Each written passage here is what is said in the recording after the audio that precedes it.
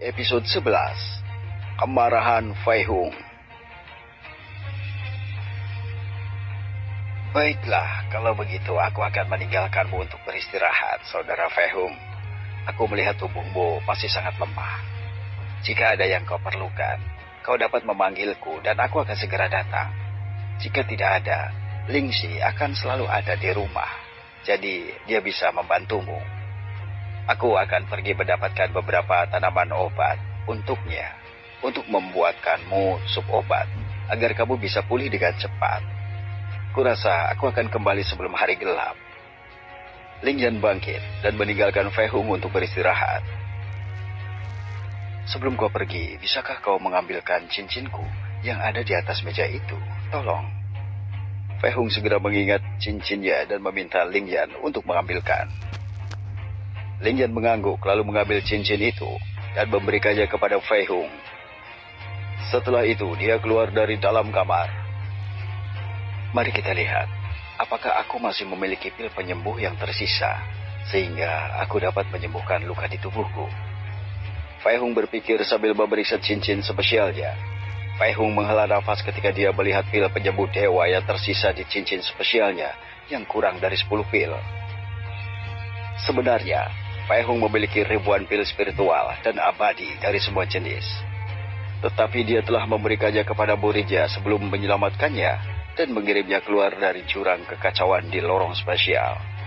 Jika dia mati pada saat itu, mengapa dia menyimpan semua hal untuk dirinya sendiri? Lebih baik menyerahkannya kepada muridnya. Fei Hung berhasil duduk sempurna setelah banyak usaha untuk duduk dalam posisi kultivasi. Setelah selesai, dia mengeluarkan pil penyembuh, lalu membaginya sepertiga dan menelannya. Dia tidak tahu apakah tubuhnya dapat menahan kekuatan khasiat obat yang kuat ini, karena sekarang dia tidak memiliki ki dewa dalam kultivasi. Perlahan dia mulai menyergap efek obat dari pil, tetapi setelah hampir beberapa nafas, itu tidak berpengaruh pada tubuhnya. Dia kembali mengambil 2 bagian sisa pil yang telah dia bagi. Beberapa saat kemudian, masih tidak ada yang terjadi. Fei Hung kemudian mengambil pil penyembuh lain dan berusaha mati-matian untuk menyerap khasiatnya, tetapi berakhir dengan hasil yang sama. Fei Hung semakin putus asa. Jika dia tidak bisa menyembuhkan tubuhnya, apakah itu berarti dia harus menunggu beberapa minggu sebelum dia bisa mendapatkan kembali sebagian kekuatannya? Fei Hung melepaskan indera spiritualnya ke dalam meridiannya, menyadari bahwa meridiannya berada dalam kondisi yang sangat buruk, hampir hancur total.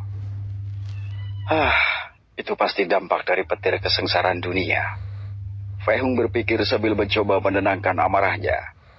Dia mengesampingkan pemulihan tubuhnya dengan pil penyembuh dewa dan mencoba menjalankan teknik kultivasinya untuk menyembuhkan meridiannya. Fei Hung bahkan tidak bisa menyerap 1/1000 dari energi ki di sekitarnya. Meskipun meridiannya sangat sedikit, dia yakin dia masih bisa merasakannya begitu memasuki tubuhnya.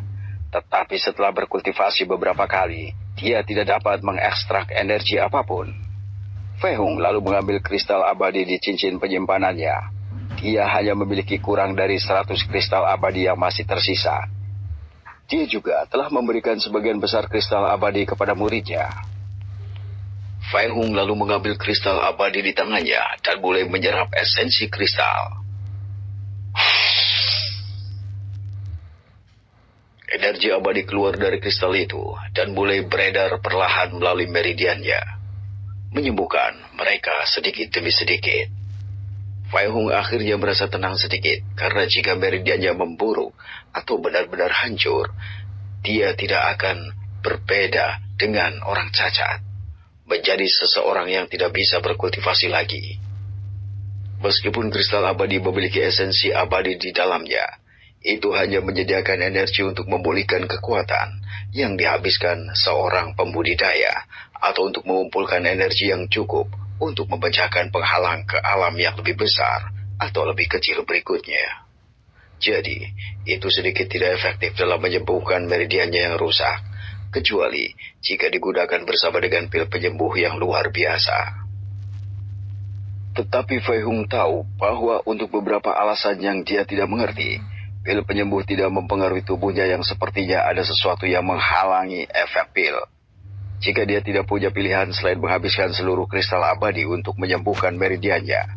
Selain itu, bahkan dengan bantuan kristal abadi, dia tidak dapat mengumpulkan kekuatan dewa, apalagi mengumpulkan esensi kultivasinya. Tampaknya, esensi dari kristal itu saat memasuki tubuhnya menghilang secara misterius tanpa meninggalkan sedikit pun. Dia membutuhkan waktu hampir 1 jam untuk memperbaiki lebih dari setengah bentuk meridiannya yang telah rusak dalam kondisi buruk. Merasakan sudah cukup menyerap kristal abadi untuk saat ini, dia mengarahkan indera spiritualnya ke dantiannya. Tanpa ragu, kekuatan dewanya benar-benar tersegel di dantiannya. Fei Hung tahu bahwa kekuatannya telah disegel hukum Dao, bahkan tidak mengeluarkan sedikit pun energi sehingga dia tidak bisa memulihkan dirinya. Dia memeriksa segel surgawi itu lagi dan menyadari bahwa dia mungkin bisa memaksa untuk membukanya, tetapi dia tidak akan membukanya. Dia sudah membukanya sekali dan hanya membiarkannya memulihkan kekuatannya sedikit. Bahkan tidak sepersejuta dari kekuatan dewanya. Dan jika dia membukanya lagi, itu tidak akan berbeda dengan ketika dia menarik dan menghadapi petir kesengsaraan dunia. Sepertinya hanya pada saat yang mendesak aku baru dapat membuka segel ini. Tetapi aku lebih suka untuk tidak melakukannya. Aku harus menemukan cara untuk membuka segel ini secara permanen. Fei Hung bertanya-tanya bagaimana cara menyingkirkan segel itu. Sambil memikirkan cara untuk menyingkirkan segel, Fei Hung terus memeriksa kondisi tubuhnya. Bahkan seluruh tubuhnya, sel-selnya, ototnya, bahkan tulangnya, memiliki batasan lapisan yang menjaga kekuatan Qi, serta kekuatan tulang dan dagingnya, yang membuat mereka menjadi otot dan tulang normal seperti manusia biasa. Bahkan pisau dapur pun bisa dengan mudah melukainya sekarang. Padahal, saat di puncak kekuatannya, pedang yang sangat tajam pun tidak bisa melukainya berkat teknik pemurnian tubuh yang dia kembangkan. Akhirnya, dia mengarahkan indera spiritualnya ke ulu hatinya. Hatinya memiliki segel seperti ada di dantiannya. Bunga teratai biru di dalam hatinya tidak bisa membantunya untuk menyembuhkan luka-lukanya pada saat ini.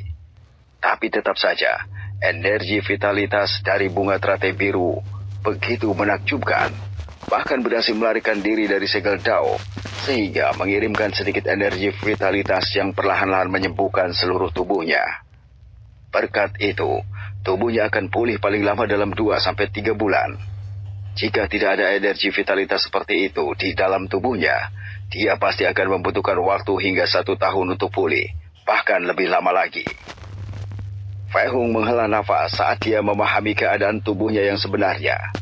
Keheningan berlalu dalam yang lama di ruangan tempat Fei Hung berdiri. Sebelum raungan yang menusuk terdengar dari dalam kamar. Sialan kau, hukum Dao. Kenapa kau melakukan ini padaku? Karena kau tidak bisa membunuhku. Sekarang kau menghukumku seperti ini. Apa yang kau inginkan dariku? Tidak cukup bagimu untuk membuatku menjatuhkan kultivasiku. Kau membuatku menjadi lumpuh. Dan kau bahkan tidak membiarkan tubuhku pulih. Apakah kau ingin melihatku lebih menderita lagi? Fei Hung tidak tahan lagi dan mengeluarkan semua suara yang dia miliki. Dia benar-benar marah dan mulai berteriak sambil mengutuk hukum Dao surgawi. Dia tahu bahwa kondisinya saat ini benar-benar dari hukuman dari Dao surgawi. Tapi ini hukuman, ini terlalu banyak bagi dirinya.